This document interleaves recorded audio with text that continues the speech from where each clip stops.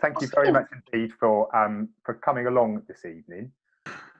Yeah, so Rushmoor Raiders, this is Tom Leggett from Farnborough Football Club. And Tom, these are the Rushmoor Raiders. We've been playing under 10s all season until it got cruelly shortened, as I know your season has as well. Yes, indeed. So although we are a football club, we seem to have spent more time chatting online than actually kicking a ball about this season. So I mean, I'm sure the boys are going to chip in with questions about about your life, about what you've been doing, about your playing career. But I guess it'd be really interesting just to sort of hear about what you were doing as a 10-year-old, or how you kind of got onto this path to play for sure. Where you are. For sure. So when I was really young, my dad got me into football. It was something that I was doing since I was as soon as I could walk, really. And then it must have been when I was about 6 or 7, I joined my local team. So I'm from Basingstoke, so I joined Sherborne St John. And it was in one of those games that I got scouted for Fulham. Okay. So I was about 8 years old. And then from there on out, I was in the academy system up until I was about 21, and playing in the end professional football, full-time football. And now I've ended up through a variety of different clubs. I am now at Farnborough. So you went through, because you were at Southampton Academy, weren't you? Yeah. So when I was 16, I signed for Southampton for a 2-year scholarship. And then following that, I did 3 years as a professional at Aston Villa. Fantastic. Okay.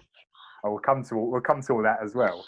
So what I mean, we play obviously a mix of matches and tournaments, but where did you prefer to play? Did you did you get? Do you know what? Everything. Yeah. So the times at Sherborne St John was a lot more tournament based and a lot more fun, in the sense that it was always competitive. When you join to an academy, it was a lot as though it was serious matches with the fun was purely based on winning. So I think when I was really young, it was just great to play tournament football, something that I think that academies should do more of, because that doesn't come into effect until you're a lot older. So I think when you're young, the most important thing is to play it for fun, and just have a good time with it all. That sounds good to me. Yeah, good advice, I think. So, I mean, when you were with the academy, did that mean you were? Do you get schooled at the academy as well? Do you literally live down there practically, or? So, when I signed for Fulham, I was commuting 4 times a week from when I was 7 years old. No. So thanks very much to my parents for that. And it's not until really you get to the ages of 14, 15, 16 where, I mean, I don't know how it works at a lot of other academies, but Fulham had a school that they worked closely with. Right. And they had a program that allowed them to train half the time and play football go to school half the time. I chose not to go down that route. My parents were very much adamant that I had to stick with my education as well. But it allowed me, I was in school for 50% of the time. Once I was about 16 at Southampton, they enrolled all of the boys into a BTEC in sport. So you continue your education through that, and it sort of keeps you in education until you're 18, which is great news, because obviously football is not all plain sailing. So you have to have that backup option, which I'm very grateful that I had. Brilliant. Okay. And then so from Southampton, you went on to Aston Villa. Yes. That must have been incredible. It was. That was crazy. It was. So I moved down to Southampton to live in a host family when I was 16 right. for Southampton.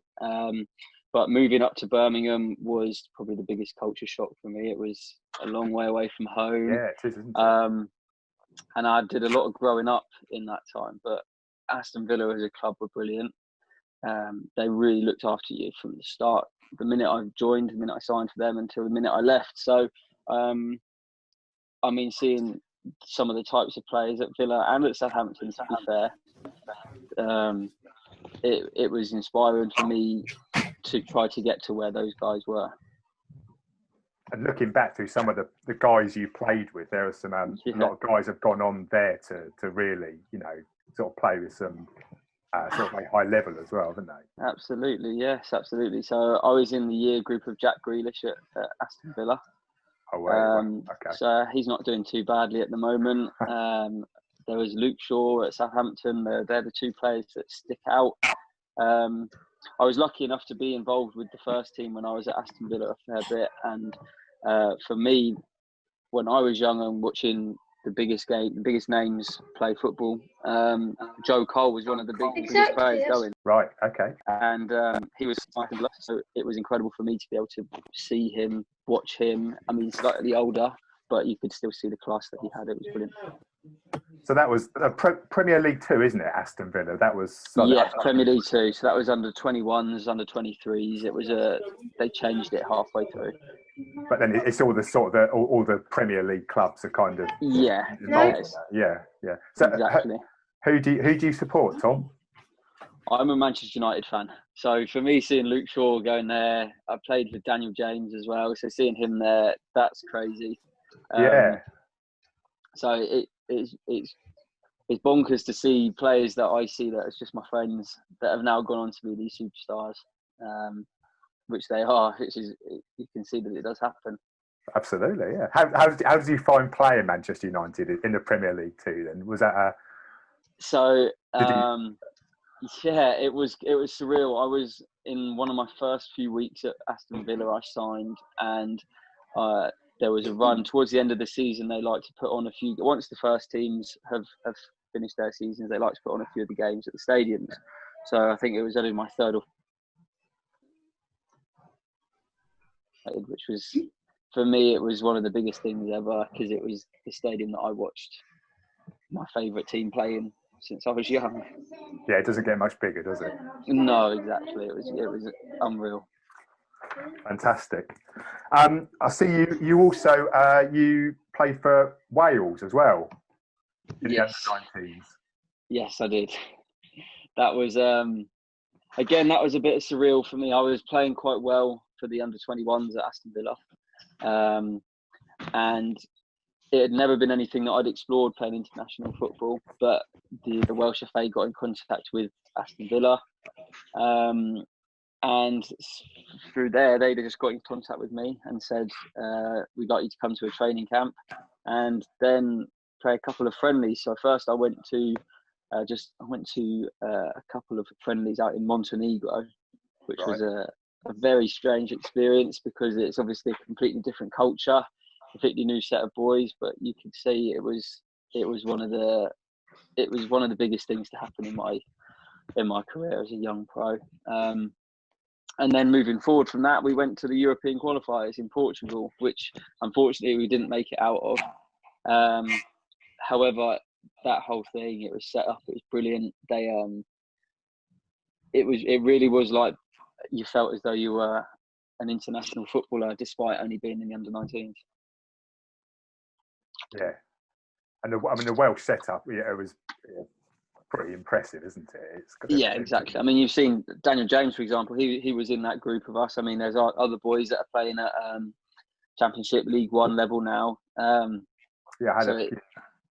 There is a clear pathway. Yeah, definitely. And then obviously from there onto Farnborough, Indeed. So how did that come about? How was that? So when I left Aston Villa, I took about a year off from football. I wanted some time to clear my head and figure out if football was something that I wanted to continue with.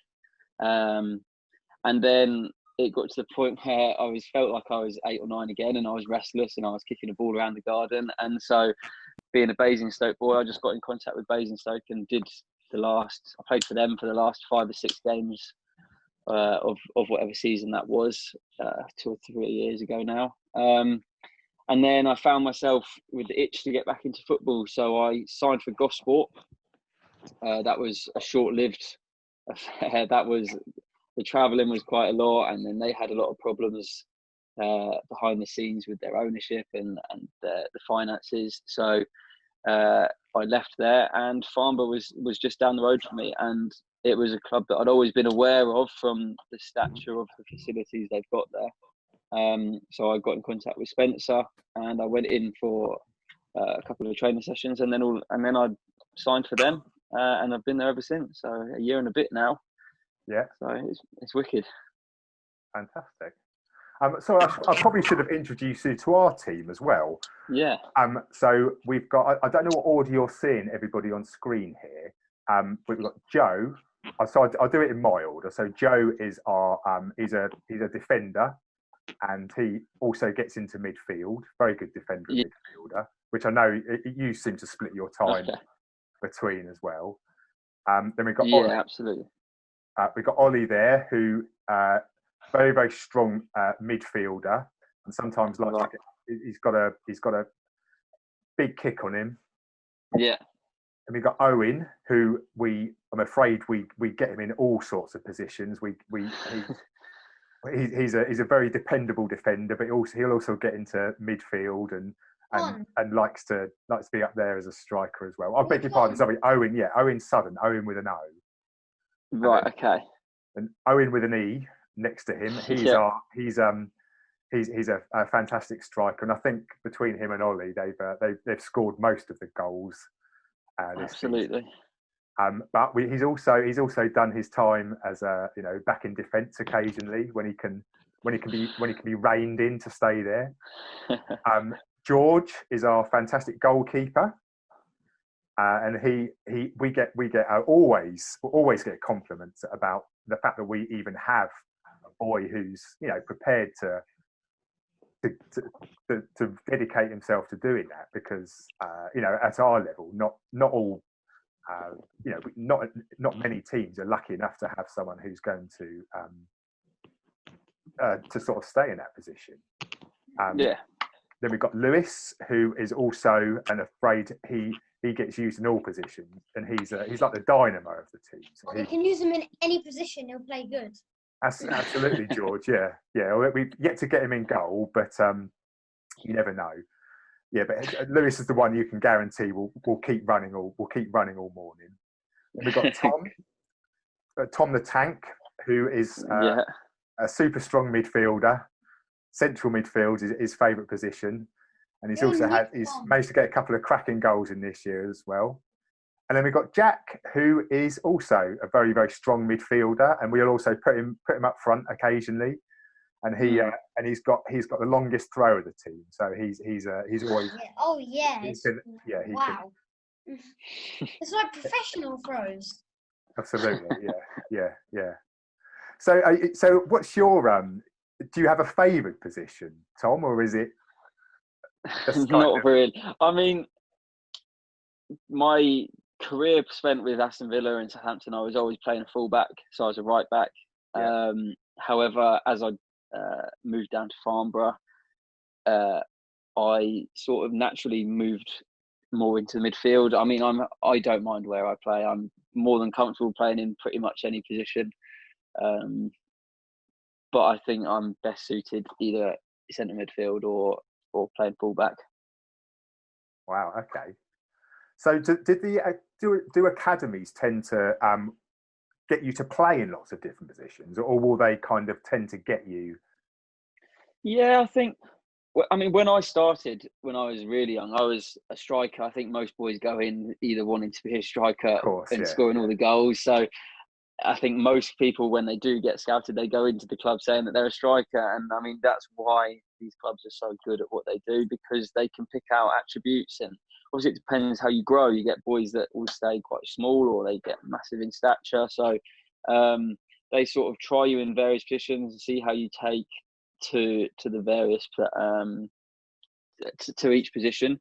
And for me, it was sort of a gradual thing. I started as centre forward and probably didn't end up playing fullback until I was about 14, 15. And then from there, I took to it well. And and then decided. I mean, it's not traditionally it's not been the most glamorous position, but you've seen that times are changing now in the Premier League.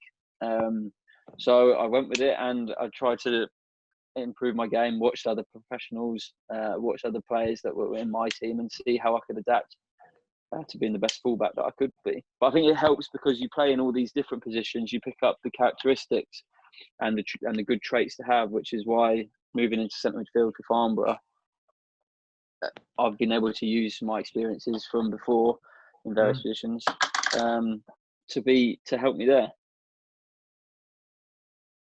We let our goalkeeper George out for a couple of games, and we never thought we'd get him back in again because he came out and smashed in a hat trick. Yeah. So Right. So literally, what happened? I scored a goal, and Tom was literally like, "Oh, what if you score a hat trick?" There you go. But now you're back in goal. He is, yeah. I think my stronger position is goal. My stronger position is definitely goal. Wow, you must be a pretty good goalkeeper if you're scoring hat tricks as well. Mm-hmm. Absolutely, yeah. How many aside do you play at the moment at your age? Go on, boys, you can. 7, 9 aside or 7 aside. We're on 7 aside, but we're going to move on to 9 aside and all rules. Yeah, 9 aside next year. That's right. And does that go up in because you move up to bigger goals as well, don't you? Yep, that's why I need to side and a bigger. That's why I need to grow. I'm really sure. Some long studs, George. No, I'm gonna get like a metre long studs. Yeah, that sounds good. Yeah, that's too long. The goals have looked quite small, but I was looking the other day at the 9-a-side goals, and they do suddenly shoot up in size. They do quite quickly, but so do the boys. So I think they'll all get used to it quite quickly. Yeah. Well, we also start playing the offside rule as well next season. Okay. We use the retreat line as well. Right. What's the retreat line? Currently, you have to retreat to halfway line for. Got ya. Yeah. So that's all. That's now finishing. So like a goal kick. If I could take a goal kick, the opponent has to retrieve back to the halfway line, and then as soon as I take it, they can come. Oh, okay, that makes sense. I got you. They can't do it now. They can't do it now. No, that's right. You need to make quick decisions. Absolutely. Yes, for sure. See, we've not had a chance to train, obviously, yet to kind of push this forward. So we're going to have to be a bit of cramming in September to get the boys used to these kind of. I can imagine. Yeah. Absolutely. So obviously our boys they've been doing a bit of sort of training at home during lockdown. Have you had a chance to do much, or what have you been? How have you been? I mean, yeah. So when the season got paused, because it got paused at the start with, so we weren't quite sure whether or not it would be for a few weeks, a few months, or what. So for those few weeks when we were in limbo, I kept up a lot of training. In order to stay ready for when we do go back. But once it got announced that our season had finished and it would be until next season, if it goes back next season, then I think it's important that you do, especially as you get older, you do have that rest over the summer. You go through a lot during a season. So it's important in order to help your body recover that you don't do as much. I mean, I enjoy fitness and training anyway, so I will stick to it, but it's just not as intense as what it has been. But once they give us some sort of date when we can go back for pre-season and go back to training, then absolutely I'll be ramping up my training, ready to go back for hopefully a promotion push this season. Well, the last 2 games you guys played before before it all got stopped, there were two 4-0s on the bounce. Yeah, we were hitting a good run of form, which was a bit frustrating because it had been a season of up and down results for us, and it was seeming as though everything was starting to click. But I mean, an extra year for the boys that we've got quite a young squad, and I'm only 24, but I'm one of the older boys there, which is I've always used to being the younger guys, but now I'm helping as one of the older blokes. So using this extra time for the boys to grow and experience more things, it will only stand us in good stead for next season. So, without coronavirus, when would pre-season start? When would you start training? Generally, it sort of all starts to happen around 1st of July. Whether or not it's a few days after, each club is different. And at first, it's the horrible part of you go back to training and there's no balls. It is just pure running work to get your fitness up.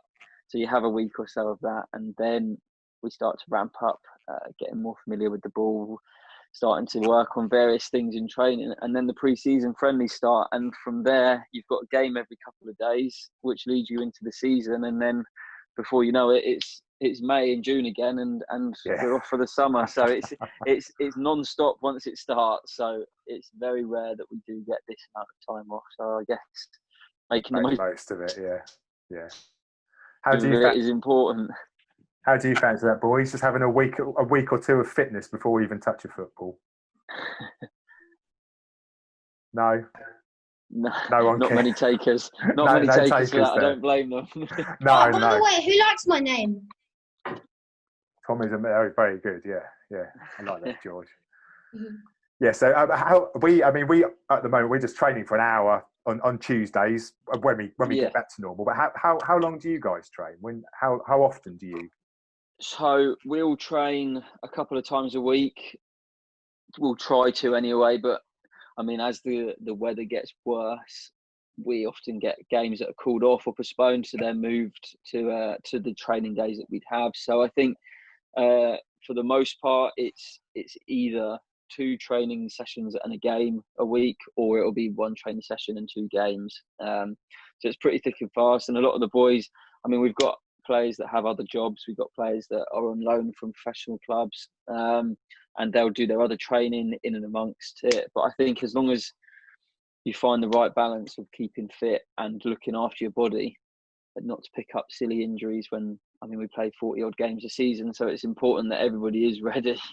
And then when the pitches get heavier, it gets a whole lot harder. So, we train on AstroTurf.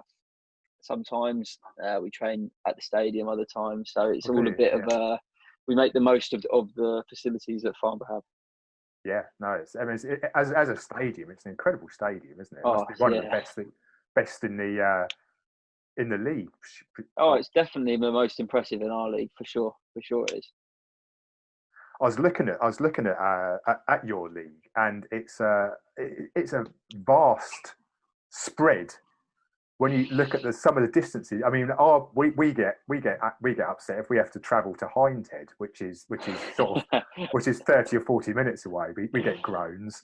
But you guys, you're Truro and Merthyr. Yeah, we put some mileage in for sure. It's it's something a lot of the boys have been used to from playing football when they were younger and getting into various academies. You do have to travel around, but it's the Truro game in particular was a good, exciting one. We actually flew down there, so we all got up really early, went to Heathrow, and flew down to, I think it was Newquay Airport, and then there was a minibus there waiting for us. So that was all a bit of a mad experience. But yeah, the travelling can take its toll. You've got games, for example, if you play Merthyr away, that's a 4-hour journey, and it could get rescheduled to a Tuesday night. So when you've got other games as well, you've got other jobs as well, and you don't get back home from the matches at 2 or 3 in the morning, it's a hell of a challenge sometimes. So it's part and parcel of it. We've got a minibus or the boys drive, so it's all. Oh, is that right? Yeah, I was going to ask. Yeah. We have a minibus. A lot of teams have coaches. And then we've got various car schools where some of the boys will pick up others, and we'll all drive down in your small bunches. And it's part and parcel of football. It's a good laugh. Excellent, yeah. So, boys, who's got some? I've got some other bits here to ask Tom, but let's get some of you boys involved as well. What before we? Who's got some questions that they'd like to ask? Tom. Me. Go on then, Jack. Dive in. How long long do you train per day? So generally we'll train. It won't be football sessions every day. We'll train maybe 2 times a week with football, and those sessions will be a couple of hours. And then it's down to the boys themselves if they want to do any extra work in the gardens or in the local fields or whatever it is that they've got in the gyms. Because once you have your base level of fitness, it's just about ticking over and keeping yourself fresh so that you're not unfit and tired on the Saturday. So are the club happy for you to do other sports as well? Are you encouraged to run and things like that? Yeah, encouraged to do gym work, encouraged to run. I mean, I don't think they'd want you going out fighting or whatever it is that people do, but playing rugby and whatnot. But I think as long as to your physical side of things, then they've got no issue with it for sure. Brilliant. Did you play other sports as well yourself as a youngster, or has it always just been football? Anything that's competitive, I played. I loved it all. I was big into athletics, which has helped me in my game today. But really, once I signed for Fulham when I was about 8 years old, I was playing there 4 times a week, so it was finding the time to have other hobbies and play other sports. That was the difficult thing for me. Yeah, no, I can totally understand that. That. Our boys, we've got a mixture here. We've got Owen, who's a bit of a Owen with an E, who's a bit of a rugby player as well. We've had got some cyclists and here too. So we've kind of I think our boys tend to try and keep fit with all the other sports they do. Yeah, for sure. Which is, like you say, it's all part of enjoying it. As well. Absolutely. That's the most important thing, having fun with it all. Yeah, absolutely. Yeah. Well, we do try and do that. Yeah. Did you have? How were were there cup competitions that you guys have been playing this year? So we are in the we were in the FA Cup. There's various competitions. There's the Hampshire Cup. There's the equivalent of the League Cup for us, which is all non-league. But the big one is the FA Cup. It's what everyone's grown up watching. It's if we can get a decent little cup run next season, then that would be brilliant for the club, for the boys. It's a big occasion. You generally get a lot more fans that are coming round. But it's just a big day. We won 1 game of the qualification. So at our level, you have to win 4 games before you get put into the first round. And we won 1 or 2 games, and then we got turned over by I can't remember. I think it was Wealdstone, who are in a couple of leagues above us, which is just part and parcel of it. If we can put together a decent run next season, it'll be wicked.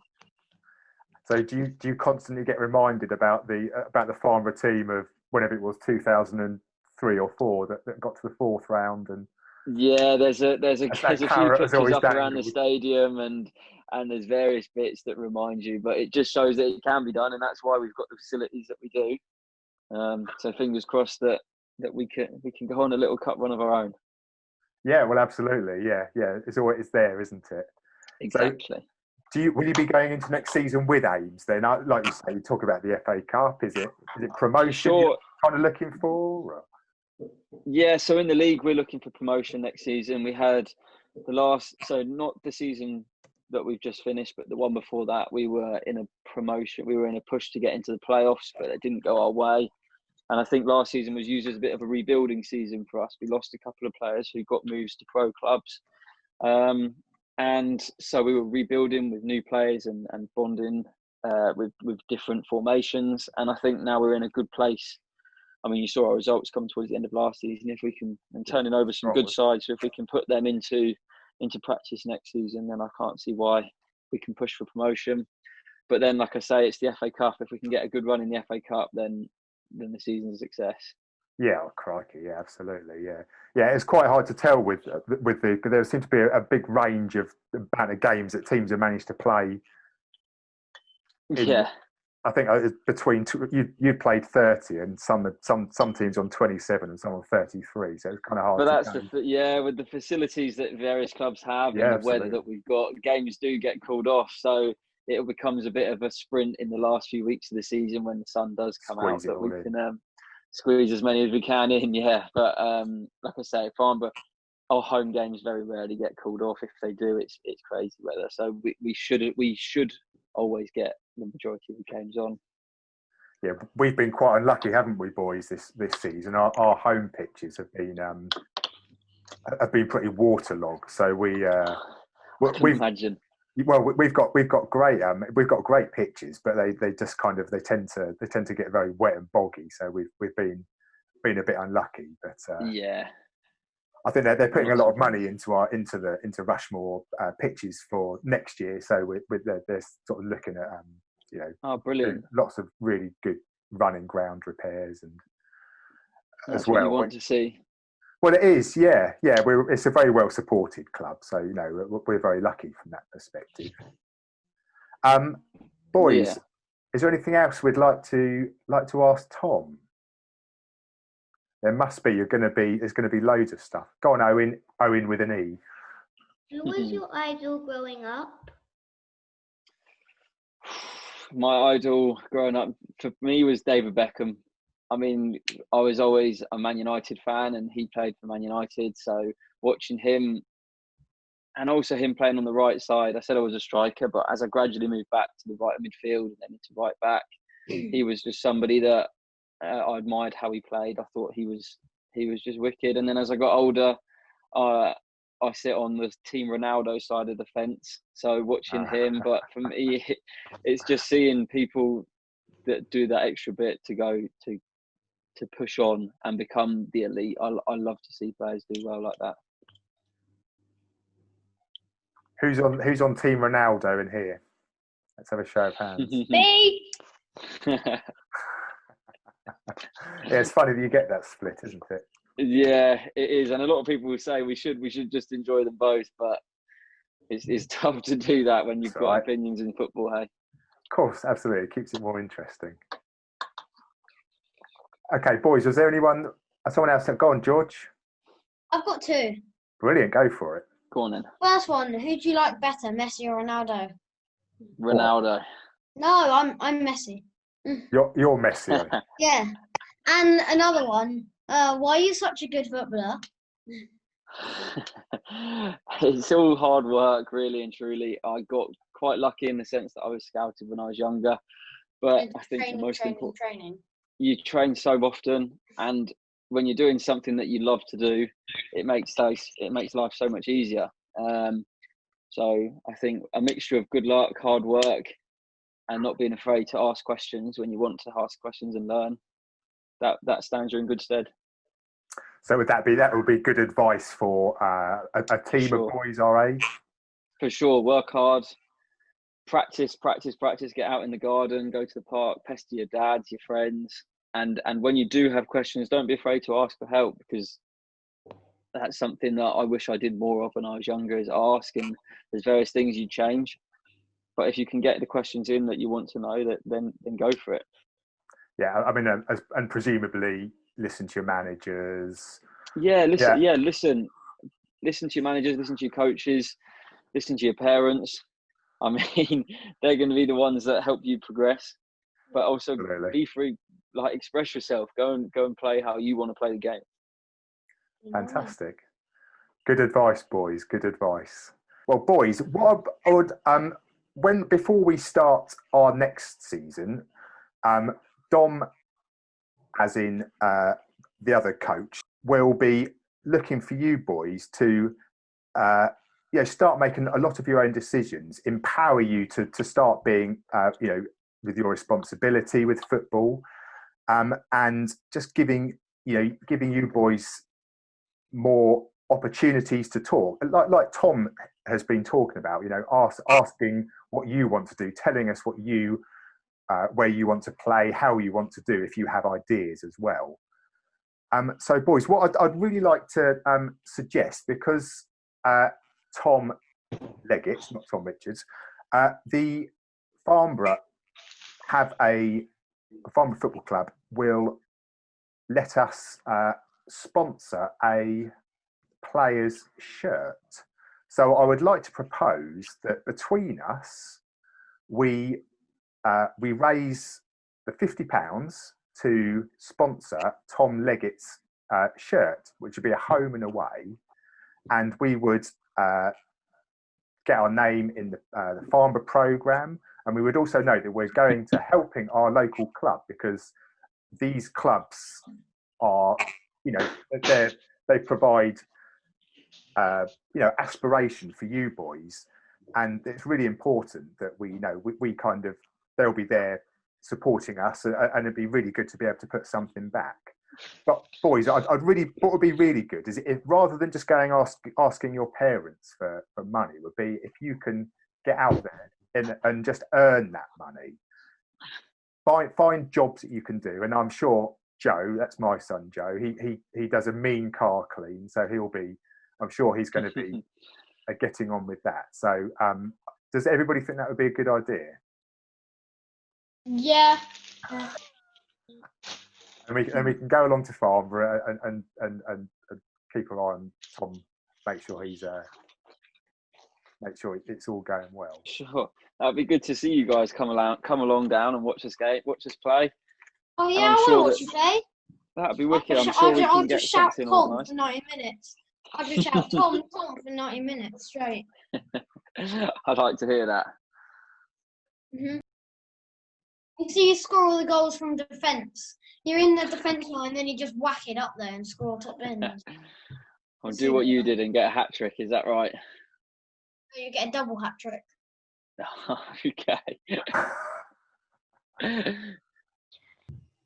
Dom, did you want to mention the? Yeah, so on behalf of the football club, we'd like to invite the under-10s, I believe you're going to be under-11s next season, to a future home game as Team of the Week.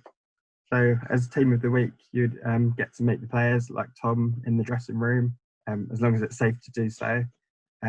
Get their autographs, get photos with them. Also walk out on the pitch with them, and also you can have a kickabout on the pitch before the game, half-time, kind of shootout, play a game on there as well. So yay! Invite you down. Best team ever! Best day ever! When? When football's back, we'll check our fixture list and send it over to Roger, and you can organise a date. How's that sound, boys? Better than better. Yeah. Excellent. And just on behalf of the football club, good luck for when football does resume. We'll keep the results and be happy to support you. Fantastic. Well, boys, I think we'd better let Tom and Dom go, but I think we'd really like to say an absolutely massive thank you, because it is for giving up your time to come and chat. And I really think that the boys look up to guys like you, Tom, and it's fantastic that you've taken your time just to come and have a chat and just give them some ideas, tell them about how your life and your life as a footballer, and it's just been absolutely Roger, I've got brilliant. A question. Oh, I beg your pardon. I've got a question for Tom. Oh, okay, go on. Well, what team did you want to play for when you were younger? Is it Manchester United? For the dream, it would be Manchester United. But to be honest, as long as I was playing and I could have made some money and playing some football for anyone, I wouldn't play for Liverpool. But oh, careful. No, I'm joking. But I just wanted to make it as a professional footballer. That was my dream. I was happy to go down any route possible. I never thought I'd be lucky enough to play for the teams that I did play for. But it's about taking opportunities, and luckily enough, I did that for the most part. And I can only look back at very proud memories of what I did do before I stopped playing professionally. Very good, brilliant. Well, on that note, Tom, thank you so much indeed for giving up your time. It's been absolutely fascinating, and Not a problem. It's been really, really nice to meet you. We will obviously see you at the start of next season at some point. Yes, please. That'd be great to see you guys. But I think we'll all wish you all the very best for getting back to playing. keeping fit, and hopefully that the season will get to start and it will be as normal as possible. And and also thank you very much indeed to Dom for arranging this. And I think Thank you. on behalf of the Rushmoor Raiders, Thank thank you you. all very much indeed. Thank you Yeah, so thank much. you guys very much. Thank you you. guys. I can't wait to come on the pitch and do all that. Oh yeah, we'll have a kick about when you guys When do you're turn up. talking about the game, do you mean we're going to Yeah. out the game? Yeah. Be the mascots. I'm Tom's mascot. I don't think you It'd get be to wicked. dress up. Yeah. I'll be the goalkeeper's mascot. I'm fine with that. Super. Okay.